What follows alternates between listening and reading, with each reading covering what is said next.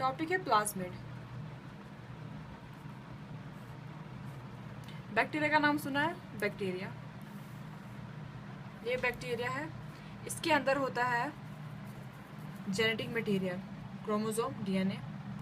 इसकी cell wall, इसका nuclear wall नहीं होता, न्यूक्लियस नहीं होता इसमें, ये फ्रीली साइटोप्लाज्म में होता है। बैक्टीरिया की एक खासियत ये है कि इसके अंदर होता है प्लाज्मिड। ये चीज़ बैक्टीरिया को बहुत ही इंपॉर्टेंट बनाती है हमारे लिए। वो कैसे, मैं आपको बताती हूँ अभी। ये पढ़ेंगे हम प्लाज्मिड। इसका जो स्ट्रक्चर है वो डबल लेयर स्ट्रक्चर है, एक्स्ट्रा क्रोमोसोमल है, मतलब यहाँ पे नहीं है, फिर यहाँ से अलग यहाँ पे है। इसका साइज कम होता है इससे। दूसरी बात, ये जो प्लाज्मिड है ये हमें जेनेटिक इंजीनियरिंग में काम आता है। वो कैसे, मैं आपको भी बताती हूँ। हम इसको किस तरह से मैनिपुलेट करेंगे। हमें जो जीन चाहिए उसको हम उसकी प्रोडक्शन हम इतनी करेंगे इसकी हेल्प से कि इसको पता ही नहीं चलेगा। ये अपना प्लाज्मिड डिवाइड कर रहा होगा और साथ साथ में हमारा जो जीन है वो भी डिवाइड कर रहा होगा और इससे वो चीज़ पता नहीं होगी। किस तरह से मैनिपुलेट करेंगे वो ऐसे। प्लाज्मिड जो है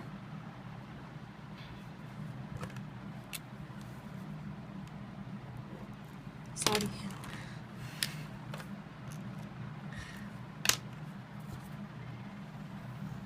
ये जो प्लाज्मिड है इसके 3 मेजर साइड्स होते हैं।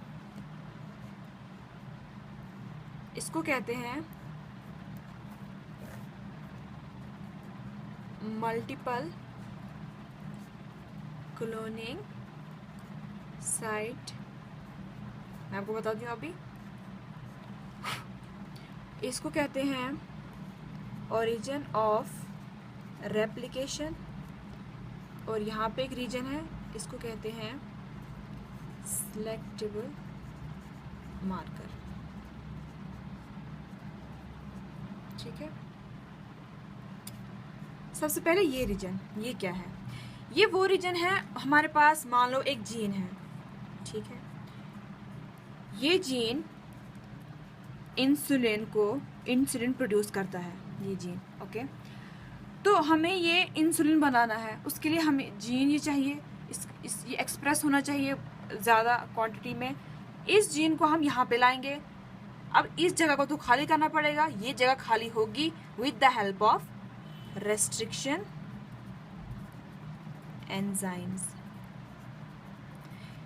ये हट गया, इसको हमने यहाँ फिट कर दिया ऐसे, और हमने इसको जुड़ाया with the help of ligase enzyme. ठीक है, ये पढ़ा होगा आपने इसमें डीएनए रेप्लिकेशन वगैरह में, ट्रांसक्रिप्शन में। हो गया, ये डाल दिया इसमें।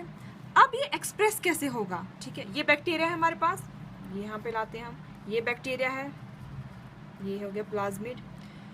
ये जब डिवाइड होगा it will make 2 copies of itself.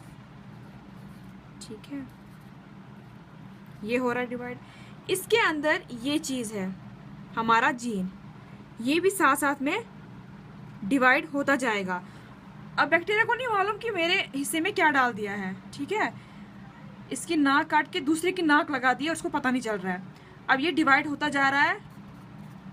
अब पता ही, जब बैक्टीरिया डिवाइड होने पे आए तो कितना डिवाइड होता है, ये बहुत ज़्यादा डिवाइड हो जाएगा। तो हमारा ये जो जीन ऑफ इंटरेस्ट है जो बना रहा है इंसुलिन, वो भी ज़्यादा बनता जाएगा।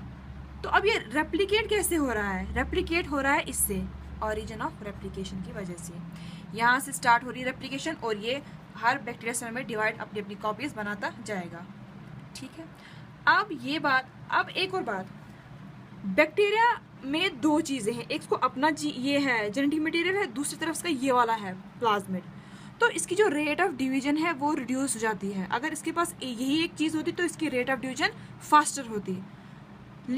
अब ये डिवाइड जब हो रहा है तो ये ज़रूरी नहीं हमारे पास इतने ये बने कॉलोनीज की। ठीक है, ये बैक्टीरिया है, ठीक है, ये बैक्टीरिया हमारे पास, इतनी हमारे पास कॉपीज बनी। सपोज इतनी कॉपीज हमारे पास बनी तो बहुत ज़्यादा है, हमने कहा इतनी है। अब किसी में प्लाज्मिड कैरी नहीं हो रहा है, किसी कॉपी में प्लाज्मिड नहीं आ रहा है, किसी ऑलमोस्ट सब में आता है, लेकिन किसी किसी में नहीं आता है। तो हमें उन बैक्टीरिया को क्या करना है, तो हमें वो बैक्टीरिया नहीं चाहिए, उसके लिए हमें ये वाली चीज़ लगती है, सिलेक्टिव मार्कर। ये क्या है, एंटीबायोटिक रेजिस्टेंस रीजन। मान लो हमारे पास एंटीबायोटिक है एम्पिसिलिन, ठीक है, ये रेजिस्टेंट करता है। ये बैक्टीरिया जो प्लाज्मिड है, इसके पास अपना एक एंटीबायोटिक रेजिस्टेंट रीजन होता है। अगर हम इसके ऊपर एंटीबायोटिक डालें, ये अपने आप का बचाव करता है। तो जिसके पास ये बचाव होगा, ठीक है, वही बच पाएंगे, और जिसके पास नहीं होगा वो मर जाएंगे। तो मतलब इसका कि जिसके पास, जिस बैक्टीरिया में ये प्लाज्मिड कैरी हो रहा है, ऑटोमेटिकली उसमें ये रीजन भी है। जब ये रीजन है, इसका मतलब ये बच जाएंगे और बाकी के जो हैं वो मर जाएंगे। स्टॉप।